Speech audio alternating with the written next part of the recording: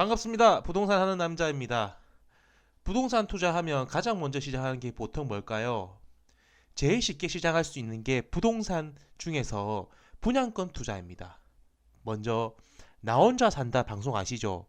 거기서 이시연이가 아파트 분양권에 당첨됩니다. 이 아파트가 3년 만에 피가 4억이 올라서 10억이 됐다는 기사 다 보셨나요? 방송에서도 이시연은 무조건 아파트 청약 당첨되라고 이렇게 추천하는 장면이 많이 나옵니다. 이렇게 분양권 투자 왜 이렇게 많이 하는 걸까요? 4억이 올랐다고 하는데 이시연이 도대체 배채 얼마를 투자를 들어갔을까요? 투자 금액이. 제가 봤을 때는 4억이 올라서 10억이 됐으면 아파트 분양가는 6억이고 6억의 10%, 즉 6천만 원을 투자해서 3년 만에 4억이 웃돈이 생긴 겁니다. 예. 그러면 설명 한번 보도록 할게요. 이거 신문 기사인데요. 최근 서울의 새 아파트 분양권 웃돈이 4억짜리가 많다는 겁니다. 레미안 장이 거의 2억 6천 올랐죠.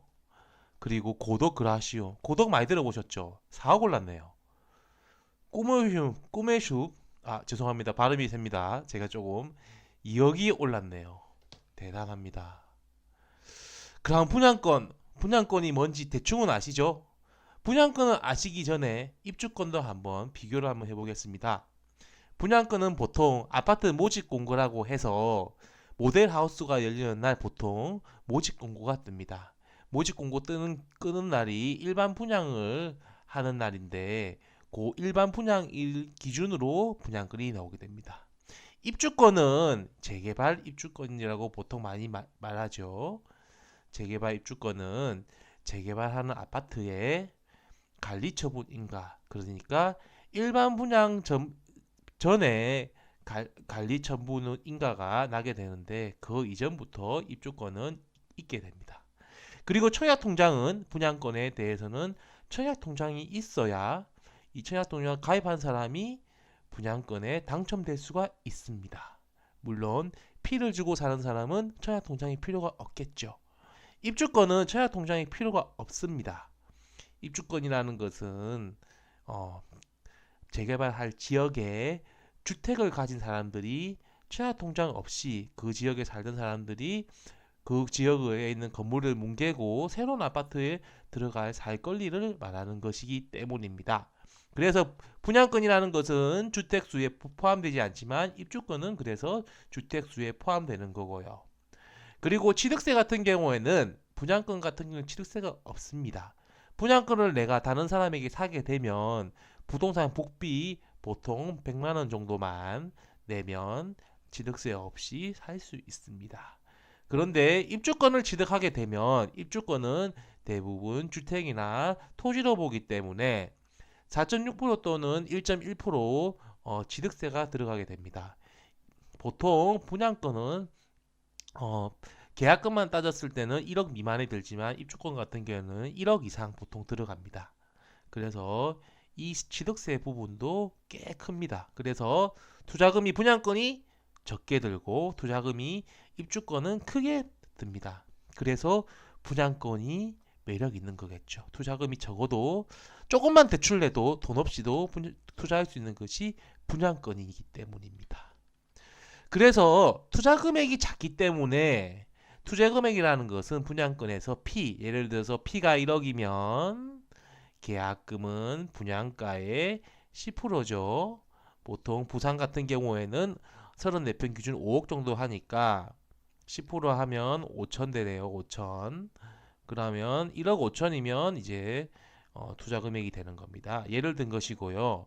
그래서 아까처럼 뭐 1억씩 2억씩 올라버리면 이 투자 금액에 비해서 수익률이 높은 셈입니다. 그리고 어떤 아파트 같은 경우에는 이제 중도금 이자를 내는 아파트들이 있습니다.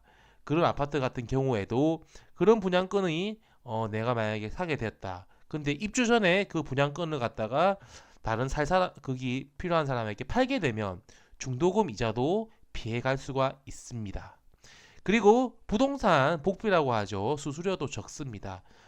분양권 같은 경우에는 부산에서는 보통 100만 원 정도 합니다. 그리고 사고 팔기가 쉽습니다.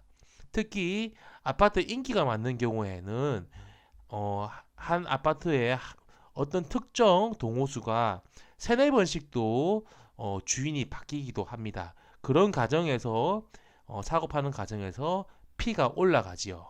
그래서 투자금이 적기 때문에 수익률도 높고 사고 팔기 덩어리가 작아서 타고 팔기 쉽기 때문에 분양권 투자가 인기가 많은 것입니다. 그러면 분양권 거래 순서를 한번 말씀드릴게요. 처음 분양권을 거래하시는 분들에게 도움이 될 것 같습니다. 먼저 매수할 분양권이 거래하는 부동산에 가서 일단 분양권이 필요하다고 일단은 요청을 해야 됩니다. 그래서 내가 어떤 타입의 그리고 고층을 살지 중층을 살지 그런 거에 대해서 부동산을 통해서 물건을 알아봐야 됩니다. 그래서 그 물건이 정해지면 보통 매도자의 정보를 확인하게 됩니다. 제가 사볼 때는 부동산 중개업소에서 문자로 파는 사람의 분양권을 최초에 당첨된 사람의 계약서 그리고 그게 동호소가 들어가야겠죠.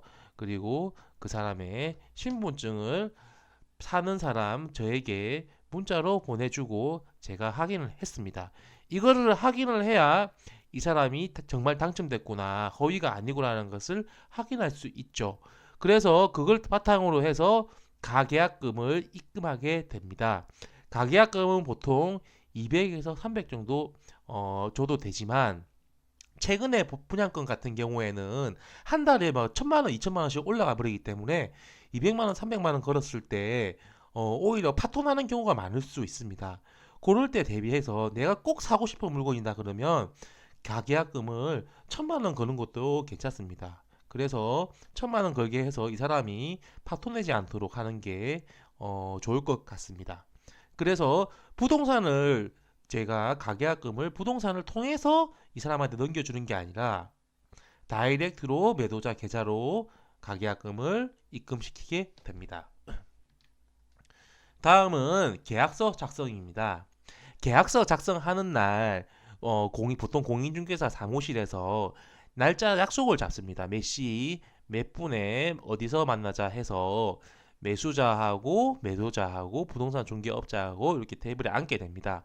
그래서 그날 가계약금을 제외한 잔금을 보통 입금하게 되는데 보통 가계약금 입금 후 2주 이내에 처리하는 것이 좋습니다.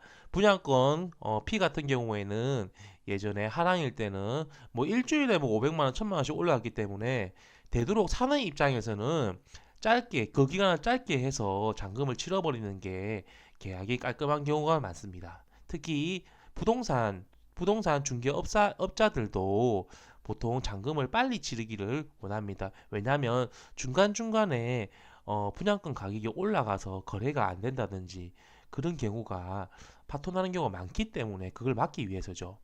그 다음에 그날 이제 계약서를 작성하고 나면 이제 그 구청에 가서 실거래가를 등록하게 됩니다. 이것도 공인중개사하고 같이 가서 보통 처리를 하는데요. 구청에 가서 관련 부서에 가서 내가 사게 되는 분양권의 타입, 층수, 거래 금액에 대해서 실거래가를 등록하게 됩니다.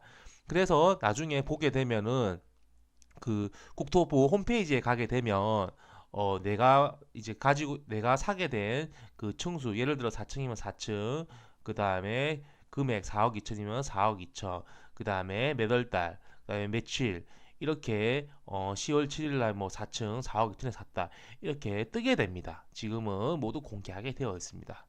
근데 예전에, 지금은 거의 다운 계약이 일어나지 않습니다.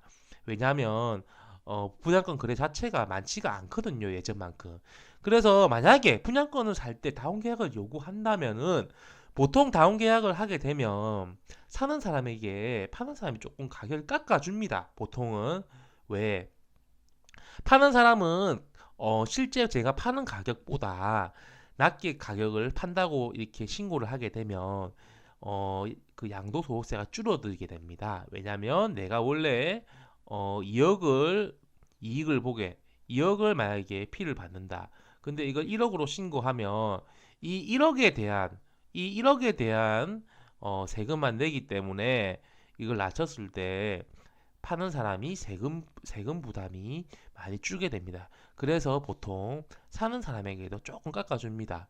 하지만 만약 다운계약을 하게 되면 누가 문제가 될까요? 둘 다 문제가 되는데 사는 사람이 더 문제입니다. 이 사는 사람은 나중에 자기가 팔 때는 자기가 그것을 비과세로 만들지 못한다면 양도세를 아예 안 내지 않는 이상은 세금을 더 받게 됩니다. 내가 팔 때 다운계약서 안 쓰니까 나도 다운계약서 써야겠네. 근데 만약에 상대방이 안 써주면 산 내가 손해를 보는 거죠. 그래서 비과세를 만들려면 한 채로 보통 조정지역 같은 경우에는 2년 이상 거주를 해야 되는데 이러지도 저러지도 못하는 경우가 있습니다. 그래서 결론을 말씀드리면은 웬만하면 지금 분위기에서는 다운 계약서를 쓰지 않을 것을 추천드립니다. 예, 오늘 쉬운 내용이지만은 지금 처음 이제 분양권 거래를 하고 싶다든지 아니면 지금까지 가점이 낮아서 당첨되지 않으시는 분들 분양권 거래를 저는 추천드립니다. 1,000만 원, 2,000만 원 피를 준다고 생각했을 때 굉장히 큰 금액이죠. 2,000만 원, 2,000만 원 모으려면은 정말 많은 시간이 걸리지 않습니까? 하지만 1,000만 원, 2,000만 원 투자해서 만약에 그 이외에 나도 피를 2,000만 원, 3,000만 원 크게는 1억 이상까지도 이익을 볼 수 있는 것이 분양권입니다. 모두가 투자하기 어려울 때 그때가 적기일 수 있다는 거 다시 한번 명심하시고 분양권 투자 한 번쯤 고려해 보시기 바랍니다. 이상입니다. 부동산 하는 남자입니다.